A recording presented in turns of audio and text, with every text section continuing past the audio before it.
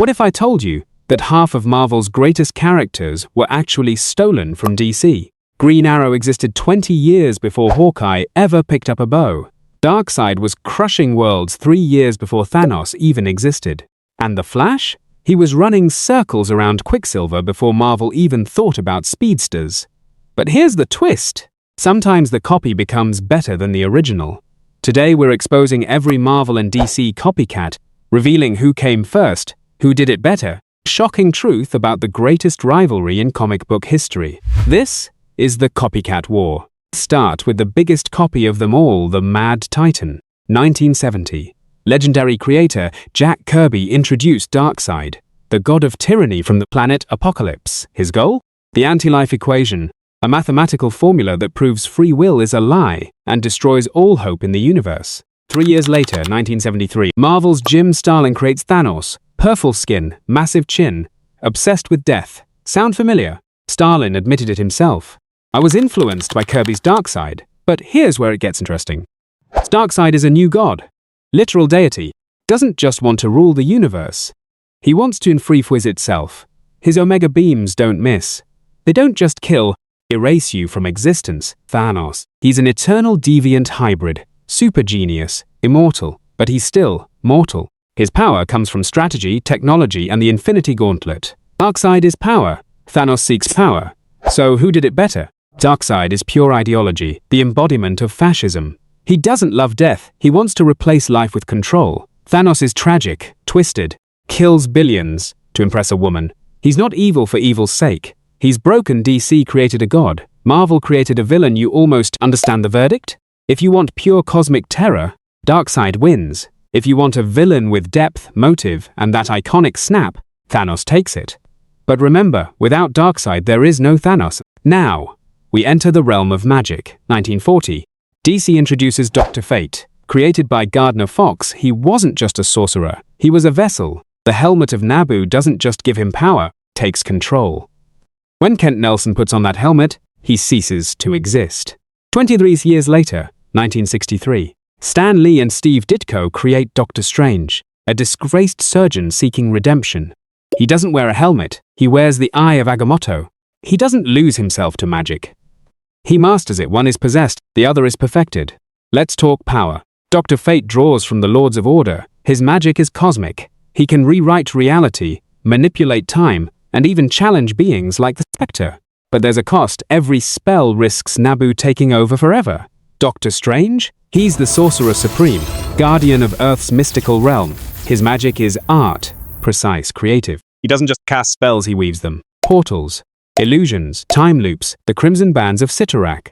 Fate is a weapon. Strange is an artist. But magic isn't just about power, it's about purpose. Dr. Fate serves order, doesn't choose his missions. Nabu does. He's noble but not free. Doctor Strange serves protection. He chose this path. He fights for Earth, for his friends, for redemption. He's arrogant, witty, human, even when casting god-tier spells. Fate is destiny.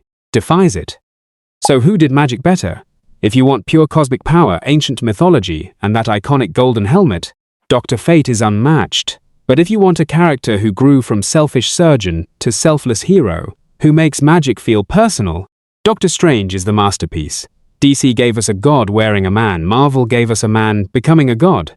And that difference? It changes everything. It's moved towards no superpowers, no magic, no aliens, just a bow and a whole lot of attitude. 1941. DC creates Green Arrow. Inspired by the Robin Hood films, Oliver Queen was a billionaire playboy, stranded on an island, decided to fight crime with trick arrows and a sharp tongue. 23 years later, 1964, Marvel introduces Hawkeye, Clint Barton, circus orphan who learned archery from the swordsman and started as a criminal before becoming a hero. One was Robin Hood with a car. The other was a circus kid with a chip on his shoulder. Let's talk gear. Green Arrow's quiver is a Swiss Army knife, boxing glove arrows, net arrows, kryptonite arrows, even a time travel arrow. He's prepared for everything, Hawkeye. His arrows are tactical. Explosive tips, sonic emitters, grappling lines. He doesn't need 50 gimmicks. He needs the right one at the right time. Green Arrow has options. Hawkeye has precision. But the real difference isn't in the quiver, it's in the heart. Green Arrow is the conscience. He's loud, political. He'll yell at billionaires, protest injustice, and call out his own teammates. He's not just fighting crime, he's fighting for change. Hawkeye is the human, he's sarcastic. The guy who makes a joke while staring down a god. Because if he doesn't laugh, he'll cry. He's not trying to save the world's soul, trying to save his friends. Green Arrow wants to fix society. Hawkeye just wants to do the right thing, and maybe get a nap afterward. So who's shot better if you want a hero with a message? A bow-wielding activist who never backs down. Green Arrow is your champion. But if you want a hero with heart, a flawed, funny, fiercely loyal underdog who proves you don't need powers to be legendary, Hawkeye takes the bullseye. DC gave us a hero who speaks truth to power. Marvel gave us a hero who speaks truth with a smirk. And honestly, both. They say speed kills. But for these two, speed is everything. 1940. DC introduces the Flash, Jay Garrick, then Barry Allen, Wally West, each one faster than the last, but they all share one thing, the Speed Force. Cosmic energy field that doesn't just give them speed, it lets them break the laws of physics. 24 years later, 1964, Marvel creates Quicksilver, Pietro Maximoff, mutant, son of Magneto, brother of Scarlet Witch. His speed, it's biological, genetic, no cosmic force. Time travel, just raw, uncontrollable velocity. One taps into the universe's energy, the other was born with a need for speed. Let's talk velocity. The Flash doesn't just run fast, he runs through time, he phases through walls, he creates vortexes. It's punched with infinite mass. The Speed Force lets him do the impossible. Quicksilver's fast. Really fast. Mach 10. Maybe higher.